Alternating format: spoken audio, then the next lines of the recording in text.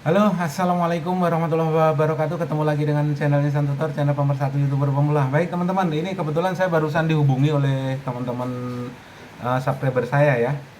Kebetulan ini begini, Bang, saya sudah menerapkan metode Abang, tapi perkembangan subscribernya kenapa masih tetap segitu, nggak ada penambahan?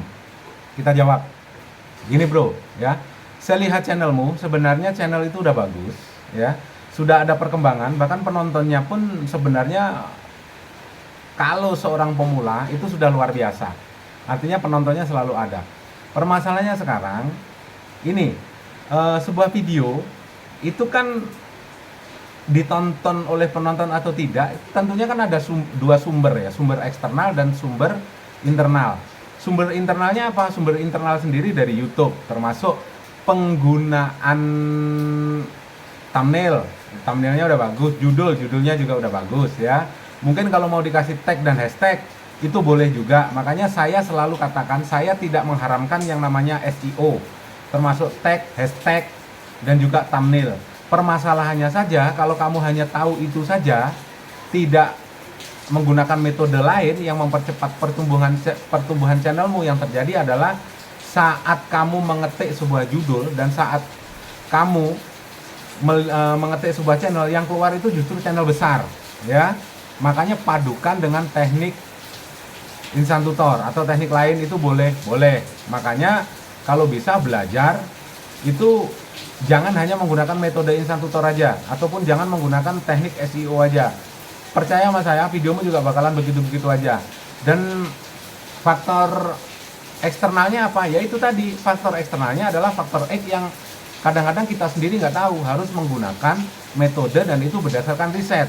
Dan riset itu sudah kita kupas semua di Insan Tutor ya. Jadi perpaduan itu lebih bagus. Tapi kalau hanya menggunakan satu metode, SEO aja atau mungkin metadata diperbaiki segala macam, tetap aja channelmu juga begitu-begitu aja. Sudah berapa juta orang yang menggunakan teknik itu juga channelnya nggak berkembang. Dan satu lagi ya, untuk yang channel yang masih pemula, itu sumber rekomendasi itu kan banyak faktor untuk membentuk sebuah metadata supaya bisa di-scan oleh AI. Jadi kalau tidak ada jempol like dan tidak ada interaksi itu di mana? Kan di kolom komentar. Ya.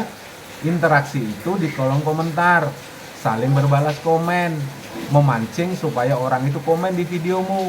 Dan kamu juga harus berkunjung ke sesama pemula dengan durasi yang bagus. Artinya harus ditonton sampai tuntas, jangan 2-3 menit, supaya ada interaksi berkelanjutan. Jadi hanya menggunakan metode Insan Tutor aja, kolom komentarnya nggak diaktifin, nggak ada interaksi, sama juga bohong ya. Jadi harus dipahami di sini. Jangan channel yang sebenarnya seharusnya sudah berkembang, SEO bagus, tag-nya bagus, tapi kolom komentarnya di nonaktifin, nggak ada interaksi di situ.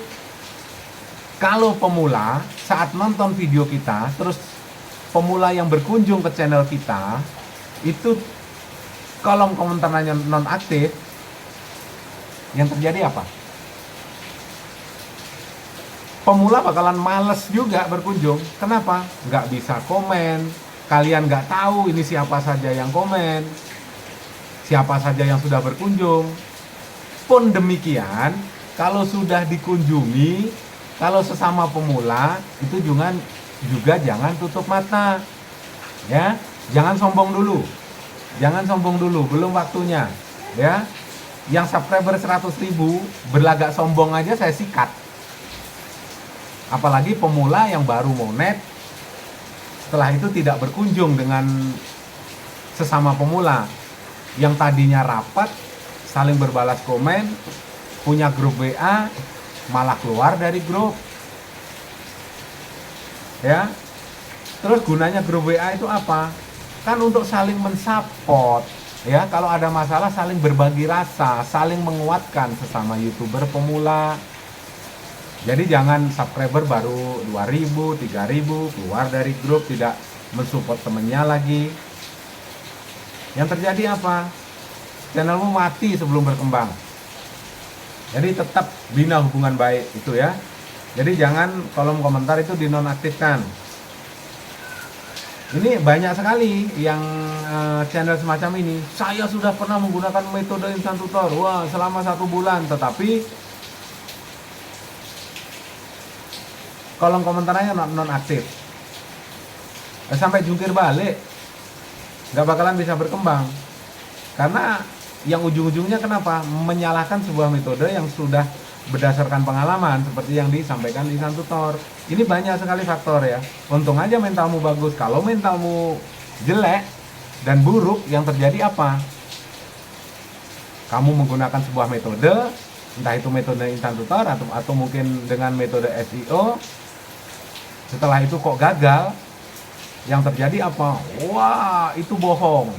Wah, itu metode nggak jelas. Wah, itu sesat. Gampang sekali. Padahal kesalahannya ada di mana? Di channelmu sendiri. Ya, banyak faktor. Jadi buat teman-teman, sekali lagi saya ingatkan, ya ini demi pertumbuhan dan perkembangan channel teman-teman sendiri. Gunakanlah semua metode itu, karena tiap channel itu karakteristiknya kan beda. Karakteristik sebuah channel itu nanti adalah cerminan dari pribadimu.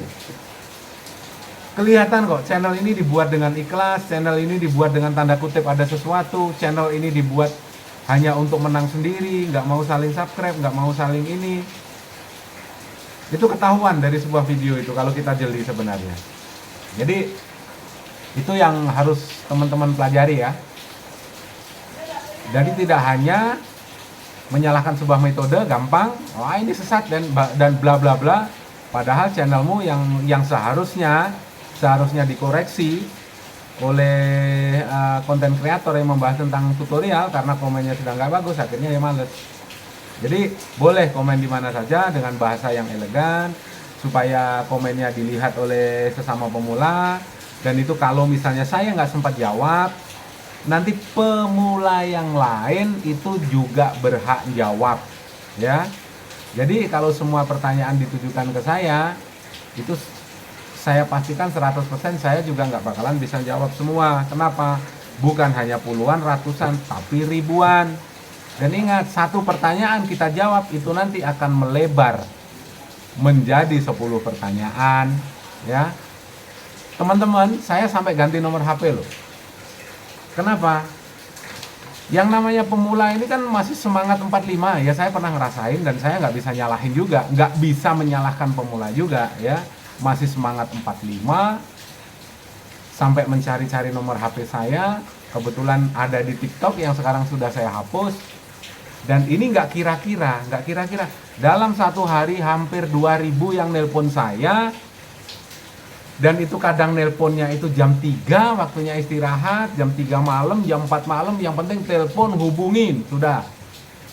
Ya, semangat 45 saya nggak bisa nyalahin, karena saya juga pernah jadi pemula. Permasalahannya sekarang, coba kalau ditelepon jam 3, jam 4, kadang jam 5, kalau jam 5 oke lah, pasti udah bangun sholat subuh ya. Tapi kalau jam 2, jam 3 nelpon, nggak diangkat dikira sombong, kalau diangkat utekku mumet.